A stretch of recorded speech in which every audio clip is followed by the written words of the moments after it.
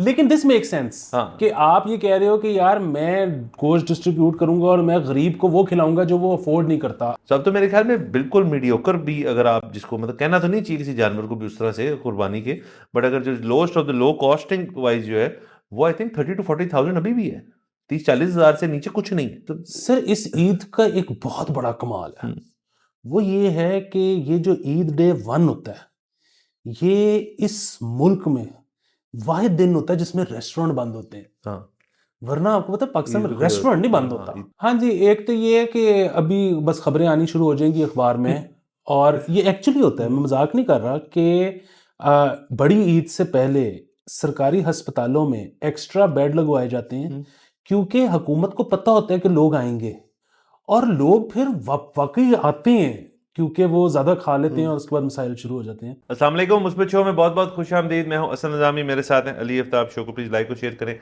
Channel को subscribe कीजिएगा। Sir कैसे हैं? सर मैं कंफ्यूज हूँ। तो क्यों?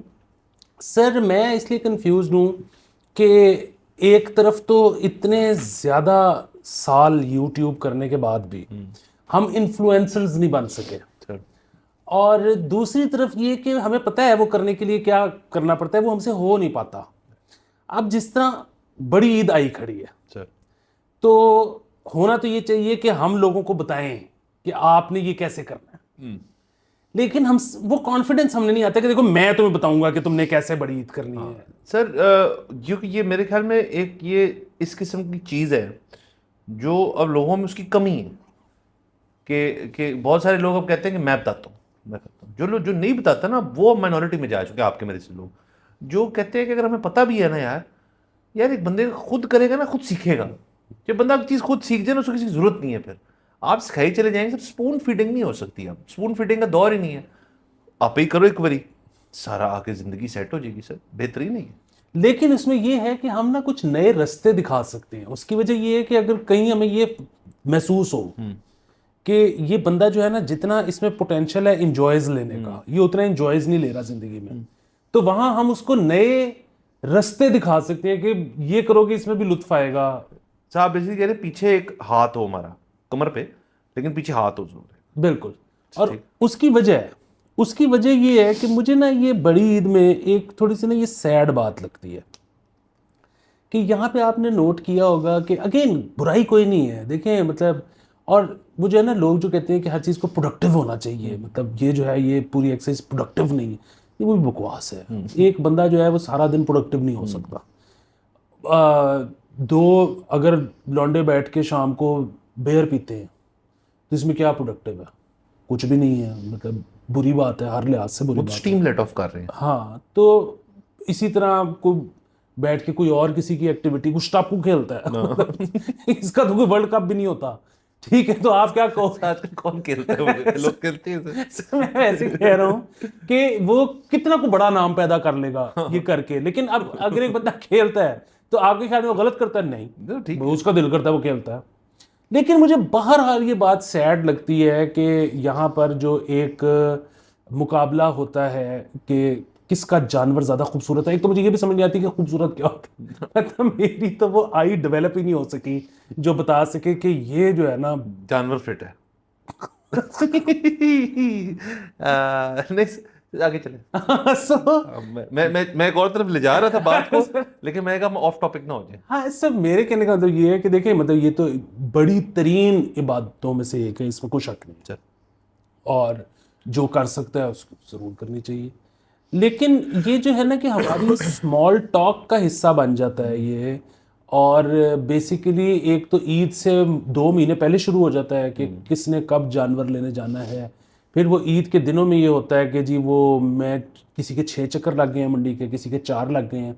मैं ऐसे ऐसे लोगों को जानता हूँ जो अपने जानवर और अपने पूरे ख़ानदान के जानवर वो ख़रीदते हैं, फ़ाइन, और उसके बाद जब सबके आगे होते हैं तो फिर वो फॉर फन सेक 2 दफ़ा और मंडी जाके अपने पैर गंदे कराते हैं क्योंकि उनको मज़ा आता है। अगेन इसमें बुराई कोई नहीं है, मतलब अगर आपको मज़ा आ रहा है ना दुनिया में, आप मतलब एक काफ़ी बड़ी मूवमेंट है कि अक्सर मतलब ये उसमें वो हेडनिस्ट मेरे ख्याल में है, वो कहते हैं कि आप दुनिया में लुत्फ लेने आए हो, मजे लेने हैं, तो अगर आपको इसका लुत्फ आ रहा है, जिस चीज में आ रहा है आप करें, हाँ लीगल जुमरे में रह के। लेकिन थोड़ी सी ना मुझे ये सैड लगती है बात कि पाकिस्तान में हमने एंटरटेनमेंट के ज़राए मराकज़ इतने कम कर दिए हैं कि लोग पैर गंदे करा के इंजॉयमेंट लेने पे मजबूर हैं, उनके पास कुछ और नहीं है। सर देखें, वैसे तो हमारे तमाम कौमी खेल जो हैं उनमें सबसे जो बड़ा है वो है उड़ता तीर पकड़ना। वो हमें सबसे ज़्यादा मज़ा आता है उसको करने का। ये उस चीज़ से ताल्लुक़ नहीं रखती चीज़, ये इसका कॉन्सेप्ट ही और है। ये तो एक रिलीजियस चीज़ है जो सब ने करनी है। और अगर एक सर मोहल्ला है, एक गली है, 10-12 घर हैं वहाँ पे, ये मुकाबलेबाजी जो है ना सर, ये कभी अच्छी नहीं होती। मतलब मुकाबला तो नॉन एंडिंग चीज़ होती है। अगर आपने किसी से मैच डाल ली है, हाँ, अगर आपको पता हो अगले की पसली है नहीं, और फिर आप उसको एग ऑन करें, यार देखो मैं आज 2 मेरे पास वर्ल्ड क्लास किस्म के ये गोट्स हैं और ये भैंस है या गाय है जो भी है, और ये सब चीज़ें। अभी मैं, अब आपने खबर भेजी थी मुझे कि एक जोड़ी जो है बेल की, वो 1 करोड़ रुपए की सेल हुई है। अच्छा, क्यों? मार्केट में आई है। मार्केट में क्यों? क्या है? कहाँ से आई है? ऑस्ट्रेलियन है? ब्राज़ीलियन है? मतलब इम्पोर्टेड है? क्या क्या है ये? मुझे समझ नहीं आ रही सर। आई थिंक ये एक ना, ये एक पैरेलल इकोनॉमी है जिसको वंस ए ईयर को, महीने डेढ़ के लिए ना बहुत चढ़ जाती है, और फिर जो भी बंदा होता है वो उसके अंदर से जो मैक्सिमम कमाना चाहता है कमा ले। लेकिन इसका एक ऑल्टरनेटिव जो है वो बड़ा मनफी है।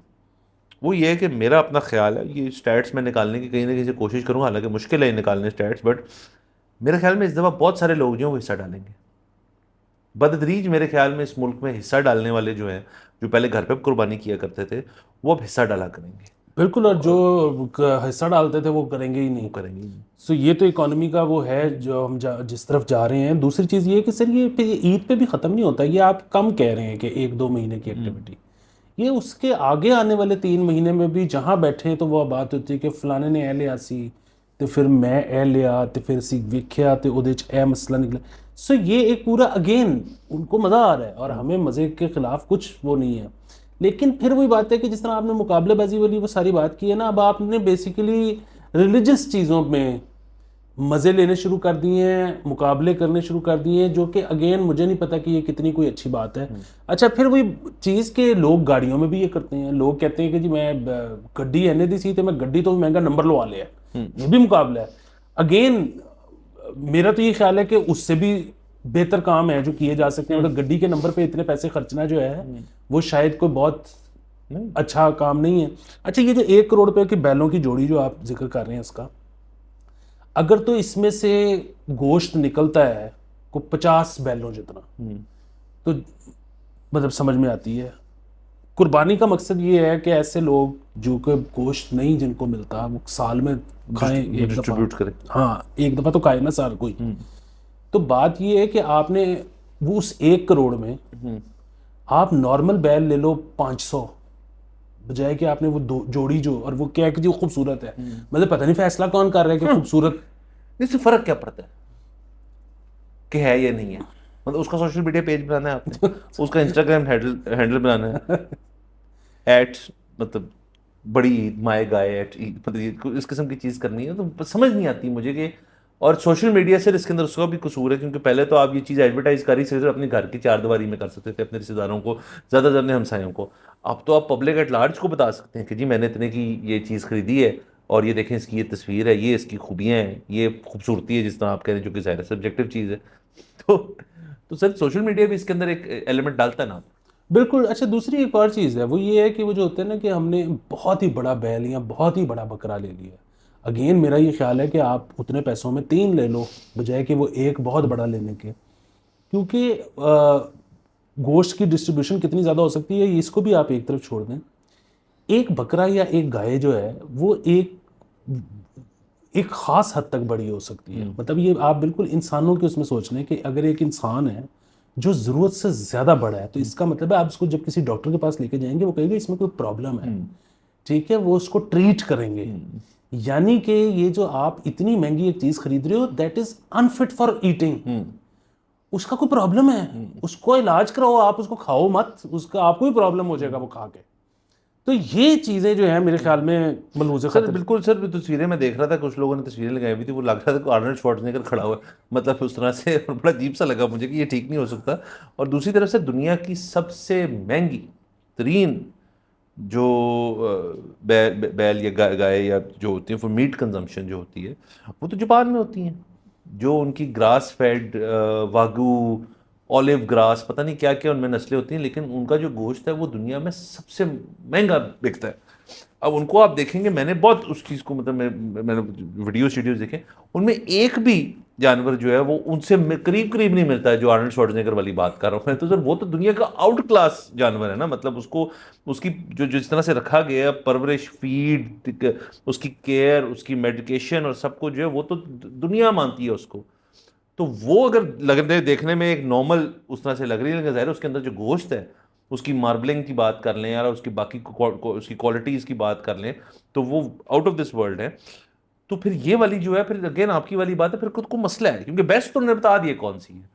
को बंदा अगर पोर्ट करे वागू, और फिर उसकी कंसर्न में आइडिया नहीं दे रहा, क्योंकि किसी ने कर लेना है कि यार पूरी हमने वागू मंगवा ली है यहाँ पे, और हम उसकी कुर्बानी करने लगे, ये अब इससे नेक्स्ट स्टेप है, मतलब बिल्कुल ही पागलपन की इंतहा हो जाएगी अगर ऐसे हुआ। लेकिन दिस मेक सेंस हाँ। कि आप ये कह रहे हो कि यार मैं गोश्त डिस्ट्रीब्यूट करूंगा और मैं गरीब को वो खिलाऊंगा जो वो अफोर्ड नहीं करता अपने खुद से पैसे खर्च जो के। यहाँ के बड़े अमीर लोग नहीं अफोर्ड करते सर, हाँ, वो तो बहुत ही, मतलब वो तो एक स्टेक ही कोई $200-400 का होता है। तो ये तो समझ आएगी ना बात। वो जो आप एक अजीबो गरीब सी चीज क्योंकि देखने में आपको अच्छी लग रही है, हमें तो समझ भी नहीं आ रही कि उसमें अच्छा क्या है, तो वो जो है ना उसकी तो किसी तरह से कोई सेंस नहीं बनती। हाँ, प्लस फिर लोग, कुछ लोग जो हैं उनकी सजावटों में भी लग जाते हैं, फिर उसके अंदर सारी फैमिली इन्वॉल्व हो जाती है घर के। हमें तो सर याद है, अब जब ईद ईद ईद करीब है, तो हमें हमें तो बचपन में याद है, जब घर पे कोई जानवर आता था तब ये डिबेट नहीं होती थी कैसा है और क्या है, आ जाता था, बुजुर्ग हमारे ले आते थे, बच्चों की एक कुछ हफ्तों की एक हो जाती थी चीज़, एसोसिएशन बन जाती थी, आया उसके बाद रोदासी भी होती थी कि जब उसके बाद कुर्बानी करनी होती थी, जाहिर है। लेकिन हाँ, तो फिर वो भी एक फैक्टर इन होती है चीज़। लेकिन सर, लेकिन ये स्टैट अगर तो ट्रू है ना कि जी हिस्सा ज़्यादा डाले जा रहे हैं और बाकी चीज़ें कम हो रही, तो ये इसका मतलब ये इकोनॉमी जो है ये स्टेबल नहीं है, ये एक अनस्टेबल सी इकोनॉमी है। इसके अंदर यही है कि जिसके पास बहुत ज़्यादा पैसे हैं वो ले सकता है जानवर। तो अब तो मेरे ख्याल में बिल्कुल मीडियोकर भी, अगर आप जिसको, मतलब कहना तो नहीं चाहिए किसी जानवर को भी उस तरह से कुर्बानी के, बट अगर जो lowest of the low costing wise जो है, वो आई थिंक 30,000 to 40,000 अभी भी है, 30-40 हज़ार से नीचे कुछ नहीं है। नहीं नहीं, उससे नीचे खामोशी है। हाँ। दूसरी चीज़ ये कि आपने बचपन वाला जिक्र अच्छा कर दिया। सो बच्चों के पास अक्सर जानवर जो है वो बच्चों की ख्वाहिश होती है कि जी वो ईद वाले दिन ना लाया जाए, एक रात पहले ना लाया जाए, हाँ। वो ज़रा एडवांस में आ जाए कि वॉक बच्चे शॉक उसके साथ। कराएंगे, पटा डालेंगे, खेलें कूदेंगे। एग्जैक्टली हालांकि वो जाहिर है बाप माँ बाप को ये होता है कि आखिरी रात है, वो दो वजहों से होता है कि एक तो ये कि ख्याल कौन रखेगा, दूसरा अटैचमेंट ना हो जाए। दूसरा ये है कि वो आखिरी रात व्यापारी ने जानवर जो बच गया होता है वापस लेके जाना होता है तो वो सस्ता दे देता है। लेकिन बच्चे कहते हैं महंगा ले आओ, पहले ले आओ। जो इसमें बुनियादी बात है वो ये है कि ये अगर आप जानवर ले आए हैं और वो आपने बच्चों के रहमो करम पे छोड़ दिया, मैं इसमें कोई शक नहीं कि बहुत ज़्यादा बच्चे बहुत ज़्यादा प्यार भी करते हैं, और बल्कि शायद ज़्यादातर बच्चे प्यार तो बहुत ज़्यादा करते हैं, लेकिन ना अक्सर बच्चे काफ़ी सैडिस्ट भी होते हैं। मतलब माँ बाप को अंदाज़ा नहीं होता कि उनके बच्चे जो हैं वो मारते बाकायदा हैं। कुत्ते के बच्चे हैं। तो वो बड़ा ख्याल रखने की ज़रूरत है कि ये अच्छी तरह कई दफ़ा मैंने खुद देखा कि बच्चे ट्रीट नहीं कर रहे होते जानवरों को। तो ये मतलब आपकी ज़िम्मेदारी है। ये आपकी जिम्मेदारी बिल्कुल आपने रखना है उसको। और सर दूसरे साथ साथ चले, ईद के ऊपर कुर्बानी तो एक बहुत बड़ा फैक्टर होता है इसके अंदर। बाकी ये ईद थोड़ी सी उस तरह से बनिस्बत छोटी ईद की ज़रा स्लो चलती है थोड़ी सी, और इसमें और चीज़ें होती हैं, और बाकी इसके अंदर लोग नॉर्मल ईद वाली चीज़ें करते हैं, मतलब। सर इस ईद का एक बहुत बड़ा कमाल है, हम्म। वो ये है कि ये जो ईद डे 1 होता है, ये इस मुल्क में वाहिद दिन होता है जिसमें रेस्टोरेंट बंद होते हैं। हाँ। वरना आपको पता है पाकिस्तान ईद में पे खुले रेस्टोरेंट नहीं हाँ बंद हाँ, होता। ईद पे खुले बंद होते हैं। तो ये बड़ी बात है। हाँ सर, इस दफ़ा ये भी है, ज़रा मेरे ख्याल में लोगों को थोड़ा सा इस चीज़ को भी मद्देनज़र रखना चाहिए कि ठीक ठाक गर्मी में ये ईद आ रही है, ठीक ठाक गर्मी में ये ईद आ रही है। और रमज़ान का महीना तो इस दफ़ा खैर से बहुत अच्छी तरह गुजरा, मतलब मौसम बेहतर था, छोटी ईद पे भी मौसम रिलेटिवली ओके था। लेकिन अब आप पीक हीट वेव सीज़न में ईद आ रही है, तो थोड़ा सा लोगों को इस चीज़ का भी माइंडफुल होना चाहिए कि मतलब आपने कॉलिंग भी करनी है, जाना भी, उसको स्टैगर कर दें। दूसरा, अगर आपने मीट कंजम्पशन करनी है एक ओवरलोड किस्म की कि गोश्त खाई जाना है आपने, तो वो भी ज़रा देखें, क्योंकि गर्मी गोश्त ज़रा मेल ठीक नहीं होता है इसका, तो ज़रा लोगों को कॉशियस होना चाहिए। हाँ जी, एक तो ये है कि अभी बस खबरें आनी शुरू हो जाएंगी अखबार में और ये एक्चुअली होता है, मैं मजाक नहीं कर रहा कि बड़ी ईद से पहले सरकारी अस्पतालों में एक्स्ट्रा बेड लगवाए जाते हैं क्योंकि हुकूमत को पता होता है कि लोग आएंगे और लोग फिर वाकई आते हैं क्योंकि वो ज़्यादा खा लेते हैं और उसके बाद मसाइल शुरू हो जाते हैं। तो खैर उसमें भी देखें सर, पता है क्या बात है, वो जिस बंदे जो बेसिकली अमीर आदमी है ना, जिसके घर में फ्रीज़र है, वो अगर ज्यादा खा के अस्पताल में जमा हो जाए, उसको मारने चाहिए कोड़े। ठीक है, ज़ियाउल हक को वापस जिंदा करने की जरूरत है। लेकिन देखिए गरीब आदमी की ना बेचारे की मजबूरी है कि वो उसके पास फ्रीजर नहीं है, उसने कंज्यूम करना है वरना वो खराब हो जाएगा। सो वो बहुत मेक सेंस। बाकी ये है कि सर ये ईद पे ये भी बड़ा सीन होता है कि वो जो बहस होती है ना, जो बार्गेनिंग होती है, तो उसमें एक तो मुझे समझ नहीं आती कि हर दफा बेस प्राइस सेट कौन करता है। और बाय द वे आपस की बात है, इन्फ्लेशन तो एक ऐसी चीज है जो कि हर साल हमें पता है, 36% पिछले साल हुई थी, 27% इस साल, ये हमारे पास फिगर्स हैं। और पिछले साल, उससे पिछले साल 18% हुई थी शायद। सो मेरे सिर्फ कहने का मतलब ये है कि जितनी इन्फ्लेशन होती है ना, उतनी ऐसे आपस की बात है जानवर की प्राइस ऊपर नहीं जाती। मतलब ये जो आर्नल्ड श्वार्ज़नेगर तो करोड़ का हो जाता है, लेकिन जो नॉर्मल जानवर है वो जब आप जो आखिरी रात बंदा लेके आया ना, उससे पूछें तो आपको 36% इन्फ्लेशन कभी भी पिछले साल के मुकाबले में नजर नहीं आएगी। सो ये जो लोग रेज करते हैं जानवर इस काम के लिए, मतलब जो बड़े फार्म्स हैं वो पता नहीं क्या कमाते हैं और कितना कमाते हैं। वो जो गरीब आदमी कुछ 17-18 अपने गांव में पाल लेता है चीजें, और वो फिर उसका टोटल ये होता है कि पूरे साल में कि मैंने बेचने वो कोई बहुत अरबपति नहीं हो जाता मेरे ख्याल में। बहुत ज्यादा कोई जरूरत नहीं होती बहस करने की और बार्गेनिंग ज़ाहिर है, करने की। जितना वॉल्यूम होगा उतनी उसके अंदर फिर इनकम होगी जनरेट। पर देखें ना सर, पूरा ये कोई आसान चीज़ नहीं होती है। आसान चीज नहीं है। आपने छोटा बच्चा लेके उसको साल पालना है, फिर उसकी बीमारी हो जाए, जो वो आपका एसेट है, आप अफोर्ड ही नहीं करते कि एक भी को बीमारी हो जाए और वो ना रहे, और वो फिर वो सीजन में कुर्बानी के लिए उसको ना आप ला सकें, और ऐसे कुछ 1 से 2 हो जाए, 2 से 4 हो जाए, कुछ सीरियस किस्म की बीमारी हो जाए। ये मतलब जो लोग पोल्ट्री का काम करते हैं वो आपको बता सकेंगे कि वेटनेरियन जो होते हैं, वेट्स होते हैं, उनकी कितनी लाइफ जो होती है वो बड़ी बड़ी सख्त होती है। मतलब एक वेट जो होता है पोल्ट्री फार्म वगैरह पे, और ये जो डेयरी फार्म्स होते हैं, बड़ा टफ काम होता है, क्योंकि जानवरों को आपने बिल्कुल सही सेहतमंद तंदुरुस्त रखना होता है। वो अगर पोल्ट्री के लिए हो या डेयरी के लिए हो या कुर्बानी के लिए हो, तो ये काम मुश्किल है, मुश्किल है। और सर सख्त काम, जिस लेबर तरह आपने इंटेंसिव कहा है है। ना, लेबर इंटेंसिव काम है। मुझे अच्छी तरह याद है वो पुरानी नारकली में वो जो नहीं सारे फ्रूट वाले जो बैठे हुए 7-8 इकट्ठे, तो वो इसी तरह को 52 डिग्री सेंटीग्रेड, हम उधर, हमारा तो बचपन सारा उधर ही गुजरा है पुरानी नारकली, तो वो हम वो बैठे हुए, तो वो पता नहीं क्या हुआ, तो मैंने कहा यार वो बेचारा देख किस तरह। तो वो हमारा एक दोस्त वहीं जो रहता था पुरानी नारकली में कहता है कि ओए बेचारा बेचारा कोई नहीं, तेरे प्यो को ज्यादा पैसे कमांदा है वो। मैंने कहा यार लाजमी कमाता होगा, लेकिन मेरा प्यो इस वक्त एसी लगा के घर बैठा हुआ है, ये धूप के नीचे धूप के खड़ा नीचे हुआ है, खड़ा तो हुआ ये है। मतलब बड़ा फर्क है लाइफ सर स्टाइल का। सर तो ये इसलिए भी मुझे लगता है कि काम सख्त है। बाकी वही बात है कि मेरा ये ख्याल है, अगेन लोग अपने शौक से करते हैं और जो भी शौक से वो करते करें, हैं हमें कोई नहीं करें, मसला। लेकिन बहुत जरूरी है कि एंटरटेनमेंट के और एवेन्यूज क्रिएट किए जाएं। उसके बाद भी लोग अगर करेंगे तो फिर जबरदस्त है, हाँ। लेकिन उसके बाद ये पता लगेगा कि लोग ये शौक से कर रहे हैं या सर वैसे कुछ मैं करने को ये नहीं है। शौक और वाली चीज़ है ना सर, ये कोई शौक नहीं होता कि आप ना, आपके पास इनकम बहुत ज़्यादा, आपके पास पैसे हैं फर्ज करें, और आप ये शौक शौक तो तब है ना जबकि यार आप कहो यार ये बड़ी ईद खत्म हुई है, अब मैं ना 2-4 ना, मेरे पास ज़मीन भी है, सब कुछ है, मैं खुद पालूंगा और अपने लिए ही उसको उनको रखूंगा, उनकी कंजम्पशन के लिए, मेरी सारी उनको फीड होगी, सब कुछ होगा, सब कुछ उनको बड़ा करके फिर कुर्बानी के लिए अपने खानदान में लोगों को दे दूंगा या खुद कर लूंगा। ये शौक है कि मैं आपको जानवरों का शौक है। दूसरी जिसकी हम बात कर रहे हैं वो है दिखावे का शौक। दिखावे के शौक कभी भी ठीक नहीं होता। मतलब अगर आपके पास ज़्यादा पैसे हैं तो उसका दिखावा जो है वो कोई इतनी अच्छी मुस्बत चीज़ नहीं है। सो अगेन, अगर आपको बहुत शौक है तो फिर तो हम आपके साथ हैं, फिर तो आप सर्विस कर रहे हैं। मतलब आप कह रहे हैं कि मैं पूरा साल एफर्ट भी करूंगा, मेहनत भी करूंगा, और उसके बाद मैं इनसे शायद मैं वो अर्निंग भी नहीं करूंगा। मतलब मैं बेसिक, फर्ज करें बंदा कहता है मैं कॉस्ट पे रिश्तेदारों को दे दूंगा, या खुद मेरा कॉस्ट तो निकल गई ना उसकी, मतलब जो भी उसने अपने ऊपर कंज्यूम कर लिया, तो ये बात से हो सकती है। दूसरा तो नहीं कि दिखावे का शौक है। हाँ मतलब, और वो दिखावे वाली वही चीज है कि हम इस, ये जो लोग $6 लाख की वाइन पी जाते हैं, आई एम श्योर होगी वो बेहतर, लेकिन फिर भी बात है कि नहीं बनता।